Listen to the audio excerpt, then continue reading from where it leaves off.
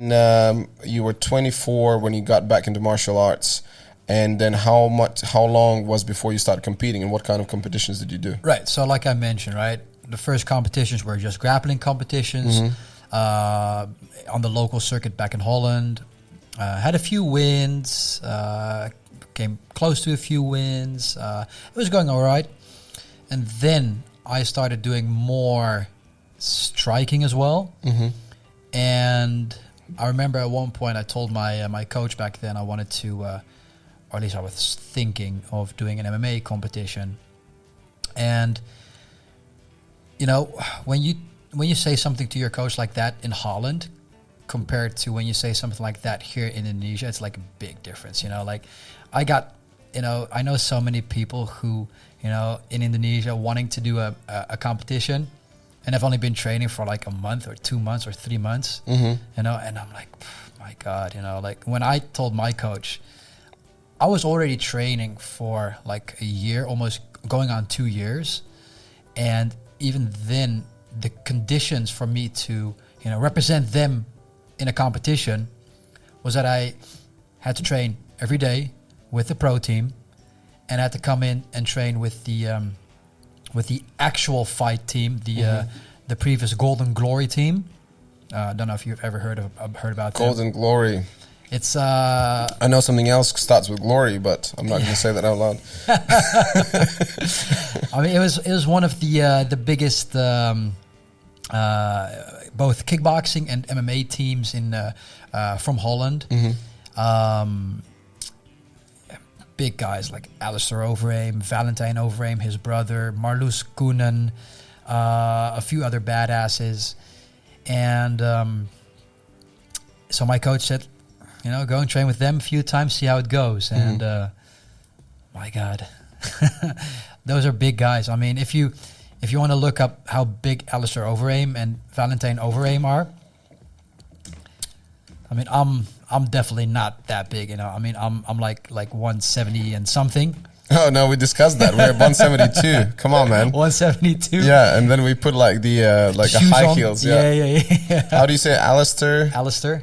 So no. Of course, I already misspelled it. Okay, so what's the last name? He's gonna find it. Overeem. Over. Yeah, that's all right. Here you go. I told you it's gonna find it. Yeah. Oh my! What? So he's about like 2 meters, I guess. But this guy, he's like super. I mean, this is the thing. I don't watch much MMA and whatever, but I've seen this guy many times. Right. So he's originally from Holland. Yeah, he's from my gym back in the day, actually. Wow. Did he have let's say like a nickname or stage name, or he just went for Alistair? The Demolition Man. Demolition Man. Fuck this fucking Jesus. He's like 6 feet something. What's that? 180 something? Or no, he's definitely close to 2 meters, bro. Oh like, my God, it's 180. Like at least 190 something, right? How does the training look like with these kind of people? What the hell do you do? Well, I mean, obviously, like the really big guys would get paired together. You know. Yeah. I do remember having to bring towel and a drink. Yeah, exactly. Do a foot massage, right? And that's how he got that big biceps. Yeah, I was massaging Alistair's feet. Yeah, you know, doing some kicks on the kicking shield, right? Yeah. And I had to hold the kicking shield for these big guys. Jesus Christ. That was you know, and that was like really at the beginning. I was like looking a little bit different than I'm looking right now, and yeah, that definitely pushed me. And I remember having to do some sparring, and my coach, he told me, "Hey Anthony, why don't you go spar with him?" And he pointed out the smallest guy of the room, the other smallest guy of the room, and I was the smallest guy, and he pointed out the other smallest guy. I'm like, oh, okay, well, you know, about the same size, and that might be okay. Yeah. So we put on the gloves, we did some sparring, and like boom, bell goes, and straight out of the bat, this guy was like, bam, bam, high kick, low kick, bam, bam, like really throwing everything but the kitchen sink, you know. I'm like, holy shit, what's going on, right? I'm just like holding on for dear life, right? So it turns out that small guy was at the same time the most aggressive guy of the whole fucking bunch, right? And is he known fighter or? Oh man, what is his name again? Apparently not known fighter. I think I just answered my question. Nah, he's not that well known. Yeah, but at the time there in the gym, he was quite advanced. Okay. Yeah, definitely. I like to have this funny story. Like, I don't know if you know or you heard of this Latvian boxer Briedis.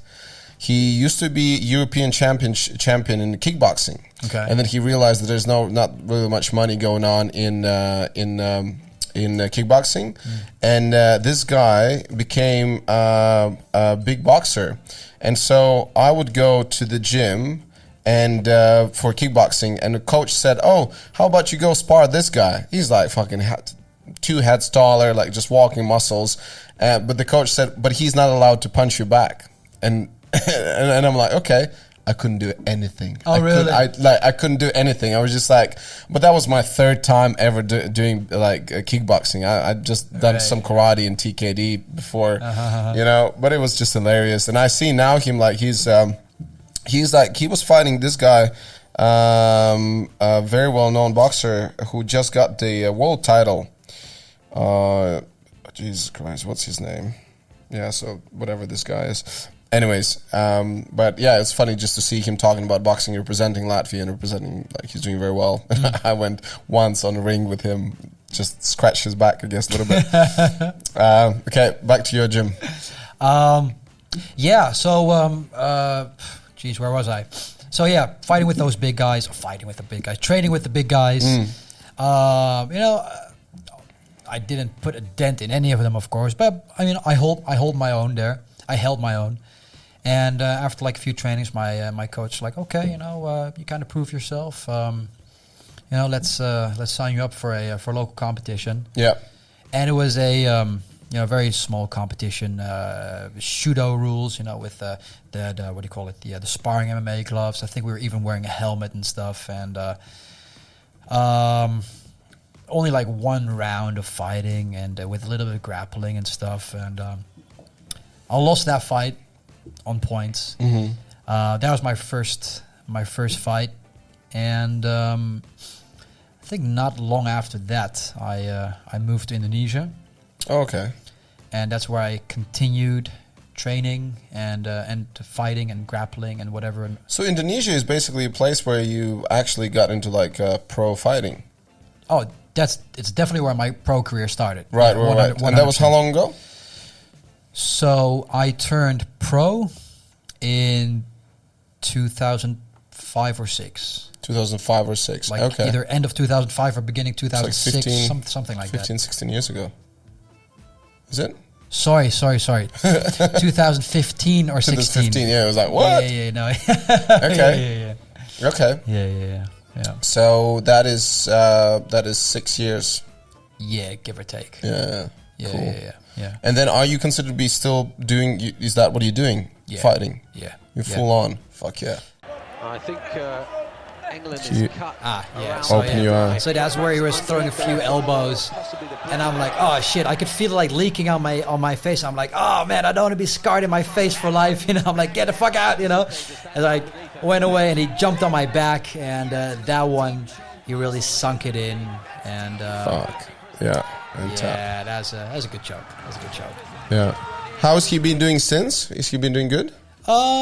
He's I would say very similar like me, man. Like ups and downs. You know, we both won a few, lost a few against a variety of opponents. And that being said, not too long ago, I actually challenged him to a rematch. All right. Because he's one of the guys I would love to do a rematch against. You know, obviously because it was my first fight and I lost my fight. Yeah. And since then, how many pro fights you had?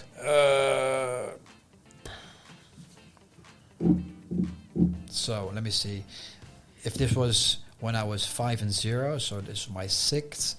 In total, I've had about like 15, 16, 17 fights. So I guess like 10 fights later, I guess. Yeah. Around 10 fights later, you know, something like that. Yeah. Yeah, I mean, he agreed. I mean, he's a super nice guy, you know. We're friends on Instagram and everything, you know. And Pucci, that's Italian or that's Brazilian. That's Brazilian. Brazilian, yeah. Okay. Yeah. And he accepted the challenge. We did a little bit of social media hype, and unfortunately, it never.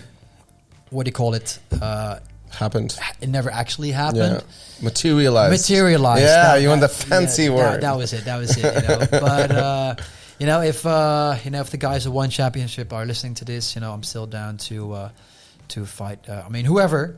But if I could choose, I'd like to go against Bruno Pucci again. Cool. But I like it also, like I said, like show me one of your fights, and you were okay to show the fight where you actually lost. Oh yeah, totally. But would you say that this fight was in certain way kind of change your game, or like you gave you a little kick in the ass, like okay, I need to maybe focus on this or change something up? Right. What did you do? So funny story. Prior to this fight, I actually didn't train proper. Can you just lower your mic a little bit so we can see your pretty face there in that camera? Exactly.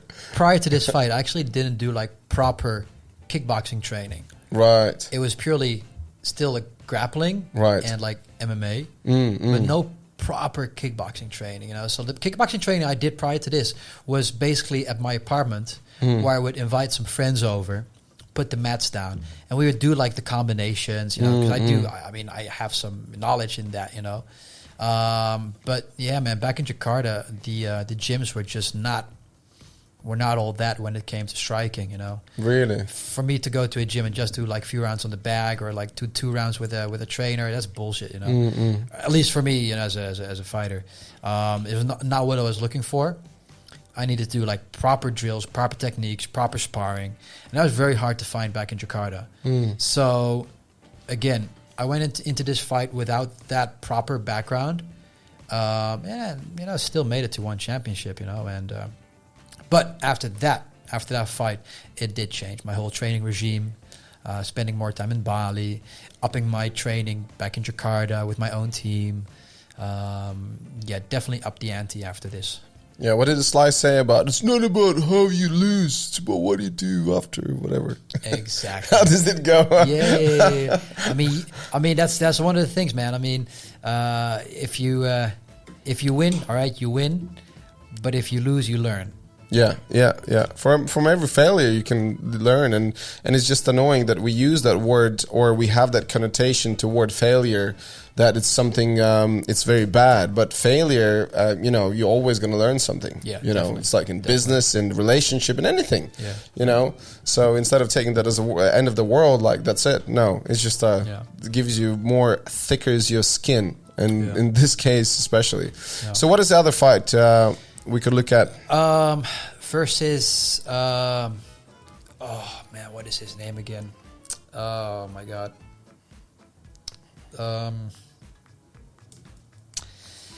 Cambodian guy. Okay, so then let's just see Anthony versus what other fights come up. Keep scrolling. You're gonna recognize that's it. This the one, yeah? Masmao. Yeah, that I would forget that name as well. So this fight was, after the fight that we just saw, I had a few more fights, a few wins, few losses.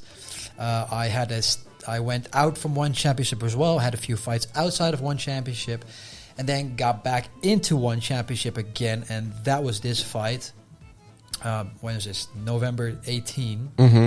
So yeah, my comeback, if you may, back in One Championship. So let's just have a quick peek on how this one went.